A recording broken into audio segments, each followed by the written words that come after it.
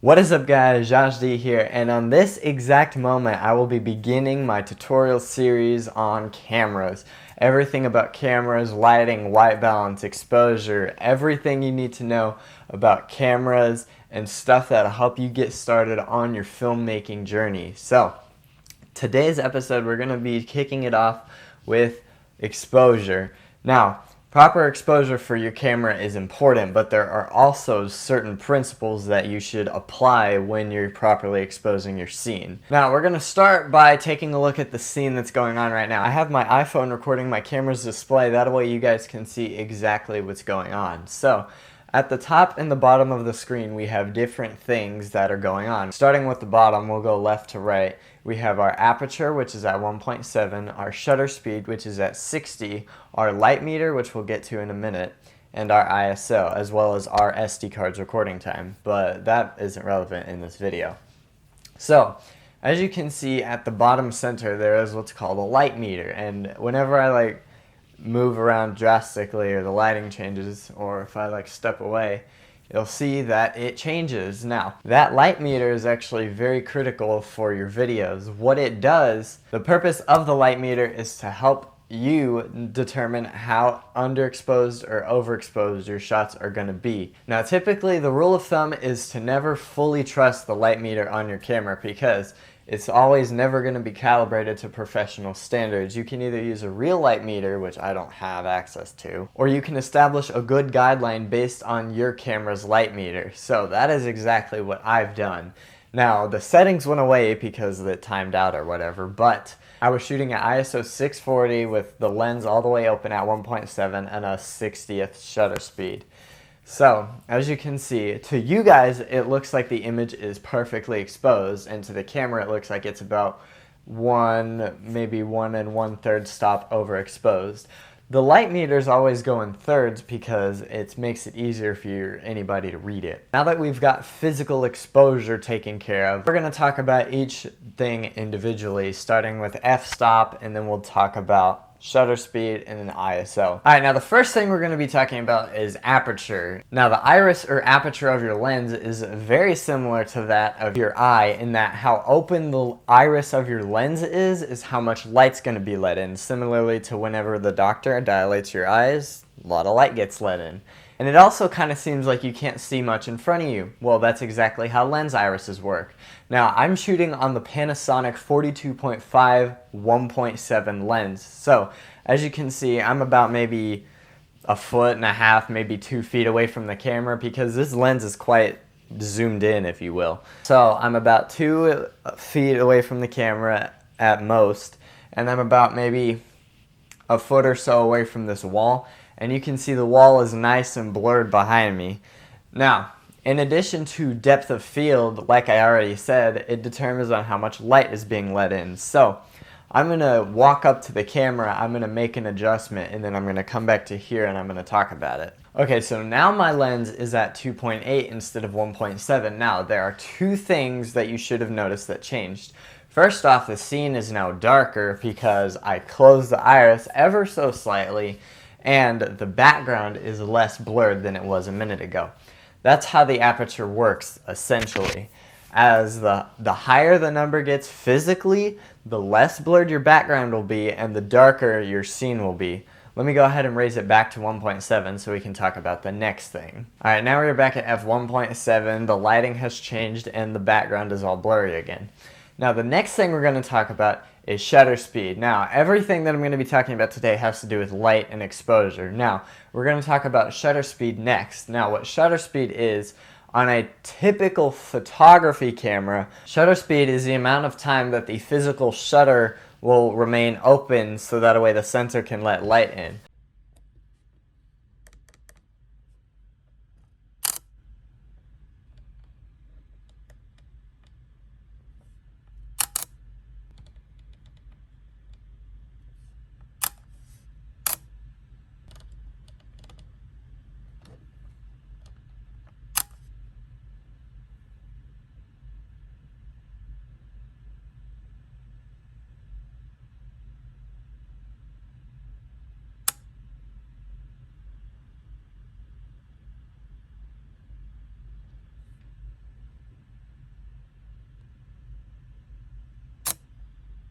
On a movie camera, it is typically talked about in terms of degrees, which is how often the electronic shutter will close and open to let light in. Now, when you're talking about video, it's more or less a motion blur thing than it is a light thing.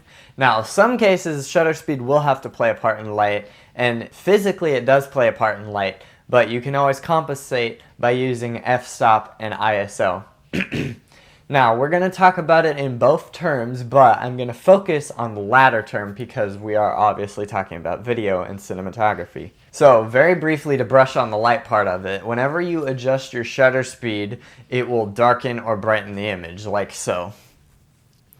I'm going to get real up close to the camera so you won't be able to see anything, but right now we are at 60th of a shutter speed because we're shooting at 30 FPS. If I move it down to 30, now our shutter speed is the exact same as our frame rate. And as you can see, not only is the scene brighter, but the motion blur it just doesn't look good.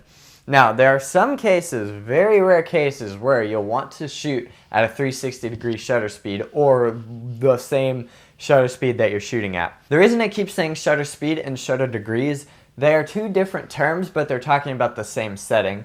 Typically, when you're doing cinematography, you will shoot using degrees, which, when you use degrees, it will always be in sync with your frame rate. So if you constantly shoot at a 180 degree, if you change from 24 FPS to 60 FPS, the shutter speed will change depending on the frame rate. Alright, y'all ignore the mess behind me, but what I was trying to say when we're talking about the shutter degree setting is that when your camera is set to use shutter degree instead of shutter speed, the shutter speed will change based on the frame rate, and it will stay in sync with the frame rate if you're using degrees.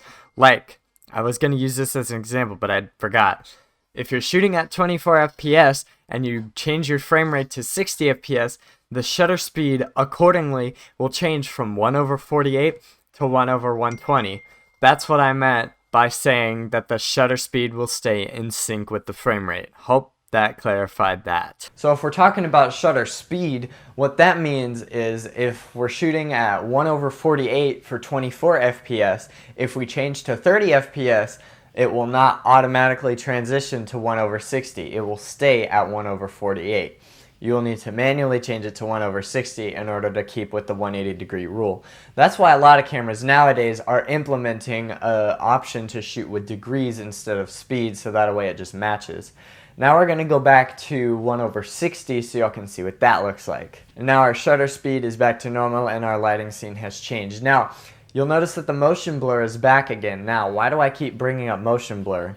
You may be very interested to hear about this. Now, typically when you're shooting at 24 frames per second, the most common frame rate on movies and TV, the 180-degree shutter speed for 24 FPS is 1/48. And this is what looks most natural to the human eye. Now, I don't shoot 24 FPS, I shoot 30 or 60 FPS. So, to keep with that 180-degree rule, 1/60 is half of 1/30. You always want to shoot half of what your frame rate is. Now I'm going to show you what happens if you shoot more than half of your shutter speed. Alright, so now we are at 1/125, which is 1/4 of the frame rate I'm shooting at because I'm shooting at 30 FPS. You'll notice that at this frame rate, motion blur is essentially gone. It's still kind of there, but not really as much as it was, and the scene is half as dark. So, the only reason you would go higher than 60 shutter speed is if you're going to do slow motion content. That's what this is for. So a lot of people will shoot their slow motion at 60 FPS, slow it down by 40% to fit in a 24 FPS timeline. And that is when you would use 1/125 to keep with that 180-degree rule. And as you can see, at 30 FPS, there's essentially no motion blur here, and it just looks kind of weird. So we're going to go back to 60 now. Alright, and the last thing we're going to be talking about today is ISO. Now, the literal definition of ISO is the light sensitivity or speed of the sensor. I don't know why it says speed. It's really light sensitivity, but whatever, I'm not going to argue. But it is essentially the sensitivity your sensor is to light. Right now, like I said, we're at ISO 640. Now, as you can see, this looks pretty good. There's not a lot of noise in the image, and you know, it's perfectly exposed. Let's say we bring our ISO all the way up to 5000, and I'll change the shutter speed to compensate for that. Alright, now as you can see, we are at ISO 5000 and our shutter speed is at like 1/600. Now as you can see, there's a lot more digital noise in the picture, and not only that, but you know, our shutter speed's all crazy and whatever. Every single camera has what is called a native ISO, and that native ISO is the ISO setting that you can set your camera to. Well, it will be the least amount of noise and it will have the best performance. Now, every camera has one of these and it varies among cameras. Now, the camera I'm using is the Panasonic G7 and its native ISO is 400. So if we go back down to ISO 400, I'm gonna adjust my shutter speed to compensate. All right, so now we are at ISO 400. Now, like I said, this is the native ISO of this camera, so obviously this is going to look the best. Now, it's not what I was shooting at, it's 1/3 lower than what I was shooting at, but I'm just showing you that this is what the best scene is going to look like for this camera. Now, your camera may have a lower native ISO or it may have a higher one. Some cameras also, this is typically only found in cinema cameras, but still,